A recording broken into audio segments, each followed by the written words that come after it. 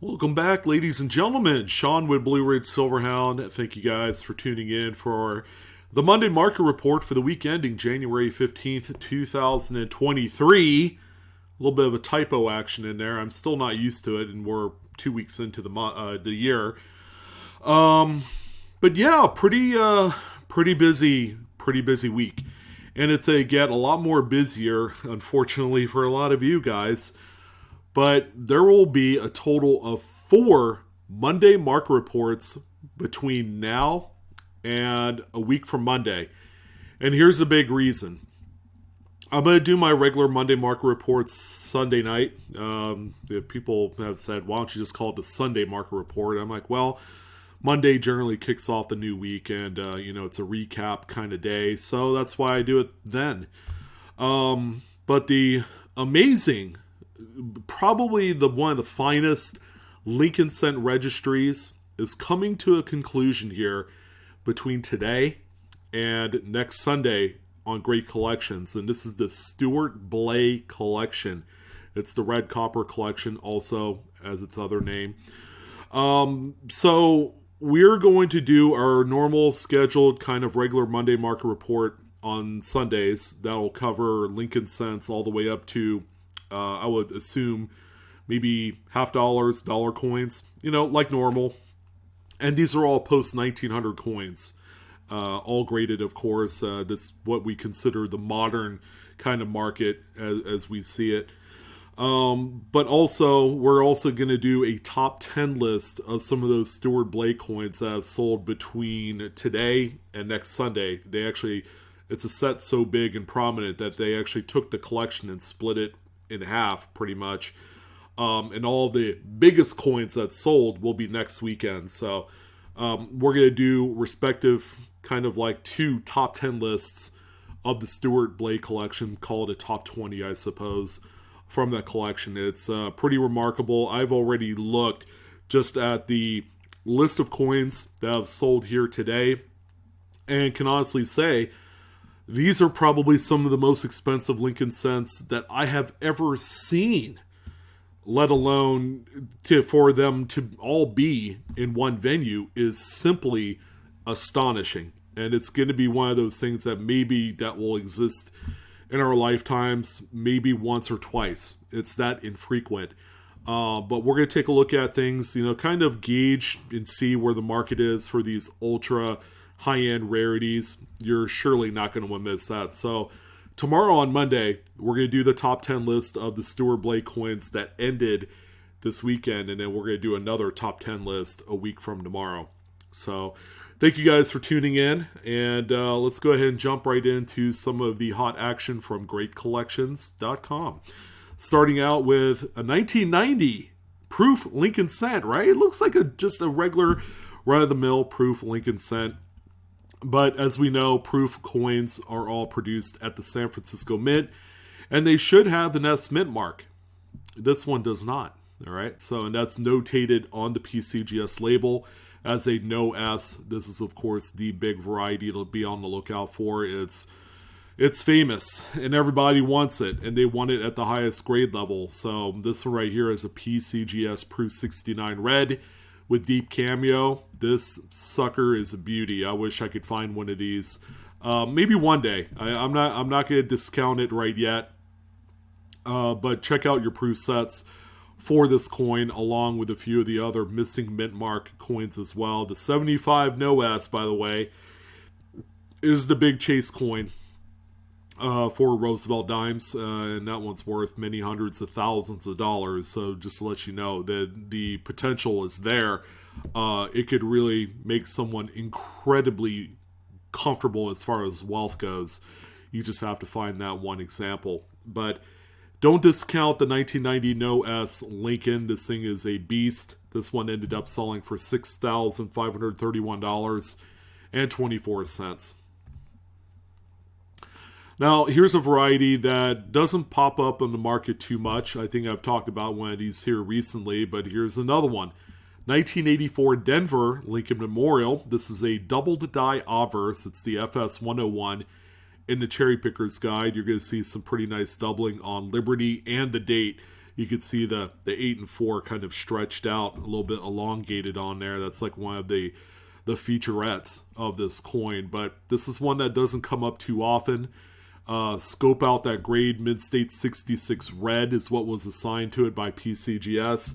And I would say this is probably the most surprising coin on the list for how much it sold for and the respective grade.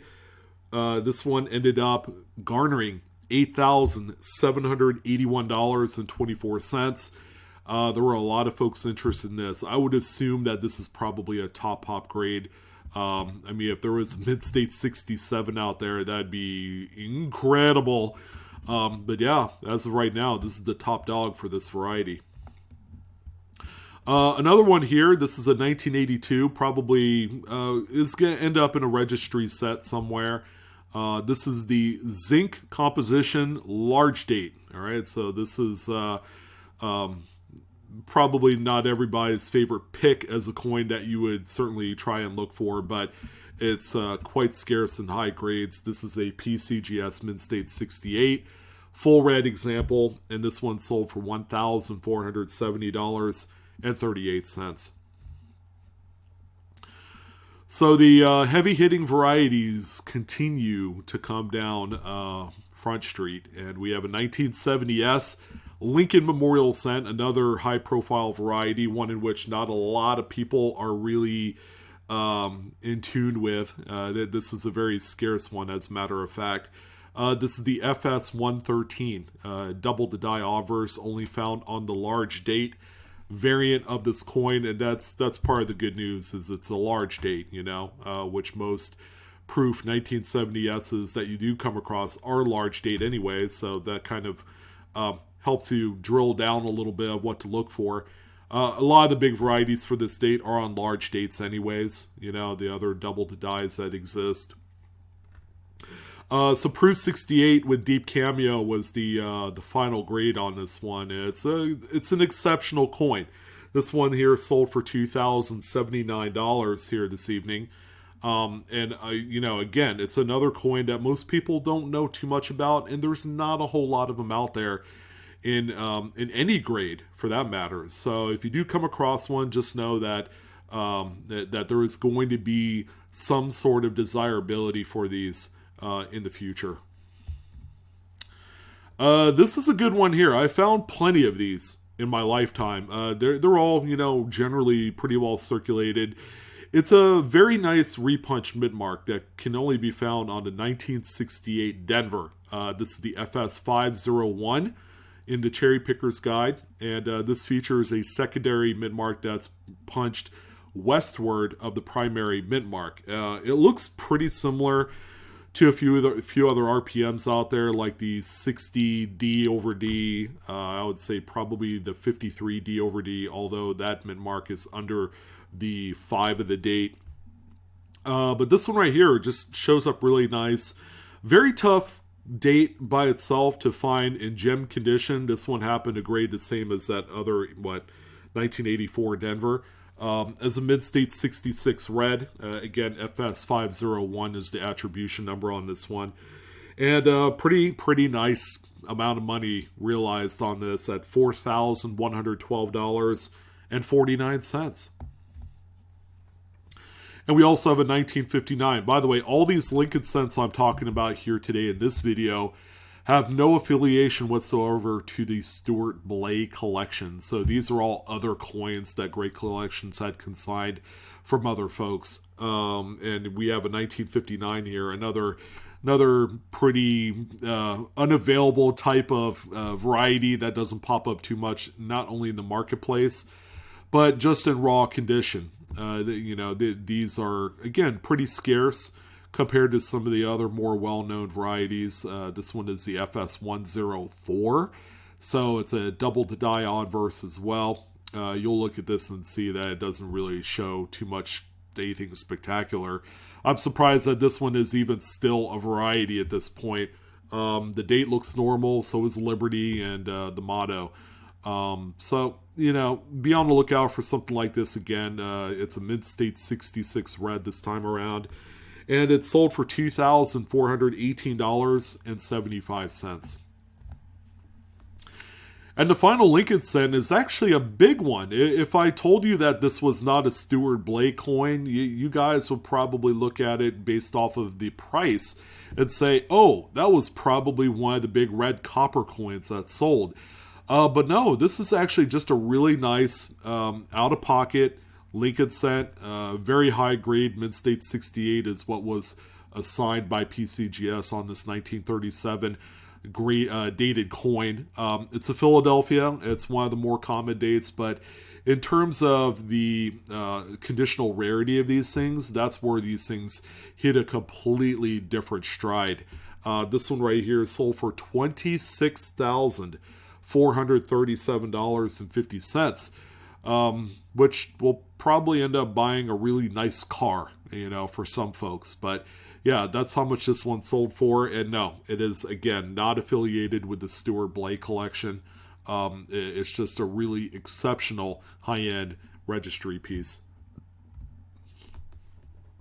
We do have a few nickels to talk about. Only 2 Jeffersons this week. I think with all the press and the attention going toward the Stuart Blake Lincolns, there wasn't too much in the way of like high-profile Jefferson nickels. A lot less than usual.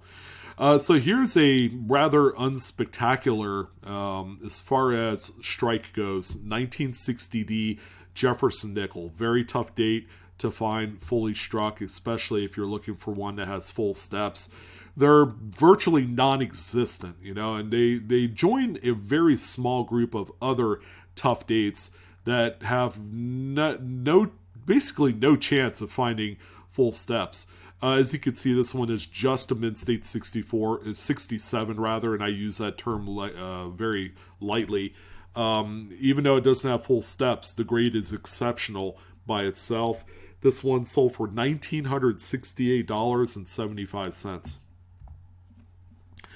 And we also have a 1941S. These are traditionally notorious for really good strikes, so the full steps I wasn't too worried about. It does have some light toning on here, at very early stages with a lot of yellows on there. This one is a MidState 67 with full steps. Again, this is more of a registry set coin here than anything else, and I would never invest in something like this when there are dozens of others with the same grade. This one right here sold for $1,805.62. Now, there were a few Buffaloes, but they're all quite nice. We have a pair of NGC graded coins starting out with a 1936S. Don't let the mint mark fool you. These are generally very well struck, and there are actually quite a few examples still out there in mint-state condition that you could take advantage of, and possibly send off at the hopes of getting a grade that is as good and lofty as a 67. That's kind of where you need to be on a S-Mint 36 or 37 or even a 35. This one also has a CAC green bean on there, which is an extra added benefit for whoever buys this. And this one sold for $1,293.75. Again, same narrative here with a 35S. Not super scarce, but a 35, I want to let you guys know, is a little bit tougher date compared to the 36 we saw before it. This one also a MidState 67. However, no CAC green bean on this one. It might be actually an interesting buy if only to get a CAC green bean on there. But that's going to be at the discretion of the new owner, or it could just go into a really nice high-end set of Buffaloes. This one right here sold for $1,474.88. And this is the last Buffalo nickel on the list, but a really nice one too. 1921 Buffalo. Has a lot of character. It's got a little toning. It's got some die clashes. You can see it right in front of his big schnoz right here, and then on the reverse above where Bronx, the Buffalo, is. I've been told that that's officially his name based off of the lore in which the designer had found the model for the Buffalo. That's a story for a different time, by the way. But this is a MidState 67 graded coin by PCGS. This one here sold for $3,150. A semi-tough grade considering it's an earlier date. And again, very tough grade for even a coin of this ilk. With a mid-mark on there, this thing just goes into a completely different level. And the final 5-cent denom on the list is going to be this just sharp, hammered, very well struck 1909 proof Liberty V nickel. This one has a just incredible grade. Proof 68 Cameo by PCGS was the final determination on this. And I'm happy to say, you know, these come up on occasion, but you never see them in a 68. You always see your fair share of 64, 65, and 66s in proof grades. And, you know, not too many in Cameo either. This one right here sold for $12,494.25. So I'd say bar none, our most surprising coin on the list has to be this 2016 Denver Roosevelt Dime. Now, this is here for a reason, and it's strictly registry set driven of an acquisition, and that's all it should be. Again, do not invest in anything like this. I would probably go out on a limb and say don't try and attempt to grade your moderns to the level that some of these folks are doing, especially if you're pulling them right out of change. They're just not that in good a condition to receive the highest of accolades like this one, which, by the way, did you read that score? A MidState 69 with full bands is a pretty high-end grade for a business strike coin, and not one that you would have to just look at anything to find.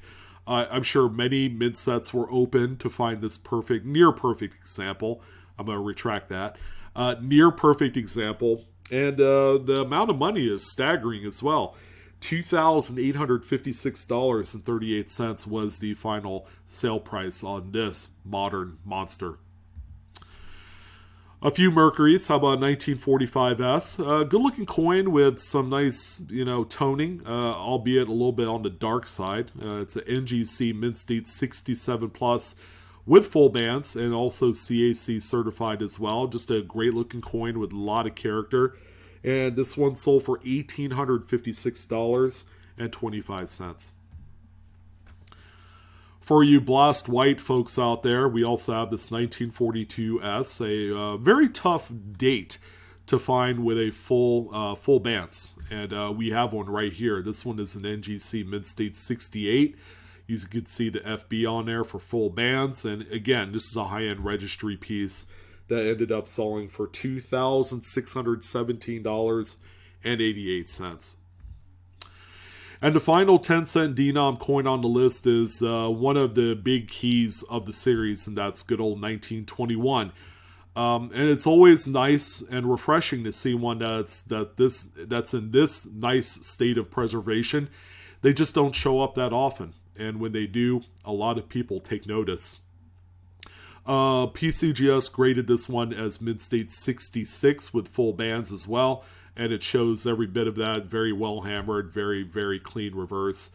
CAC Green Bean as well. And this one sold for $8,175.57. So beautiful sale there. And we're going to close out this part one MMR with a couple of quarters, starting out with a 1940. Actually, I'm digging the light kind of toning coloration of this coin. Again, it just really gives the coin that originality that a lot of discerning collectors are looking for. This one is an NGC MidState 68, which is no slouch of a grade. Very tough numerical grade to achieve on even some of these earlier dated Washingtons. And this one sold for $2,110.50. And then finally, this is the last coin for today. We have a 1905 New Orleans Barber Quarter. And this one right here, again, has that thick original skin that is covering the luster that exists on the coin. The surfaces are beautiful on here. This is truly an untouched original example that graded MidState 66 by PCGS. And I'm happy to say that this one ended up going to a really, really discerning collector at $4,950. That is the high stakes game you play. Actually, it's not high stakes at all when you're dealing with, for sure, classics like this one. But it's high stakes, to get into some of these higher grade coins. And people wouldn't have it any other way that are interested in these. So that's going to go ahead and do it for part 1. We're going to do part 2 tomorrow to cover the first 10 notable coins from the Stuart Blake collection, so you won't want to miss that. I'll probably upload it sometime before lunchtime tomorrow. Hopefully, let's see. But yeah, that was a lot of fun. Really cool coins on this first batch here. So I want to thank you guys for tuning in. Don't forget to like, share, and subscribe. Come hit us up tomorrow evening for our live coin Q&A live stream. So it's on that YouTube channel, Live Coin Q&A. That will begin at 5:30 Pacific Standard Time, 8:30 Eastern Standard Time, and you guys in between, you guys know where you fall. But yeah, it's going to be a lot of fun. We have a few coins to talk about from viewers like you, and we look forward to chatting about those. So thank you guys again. Hopefully you guys had a good time on this video, and we shall see you on the next coin video. Take care.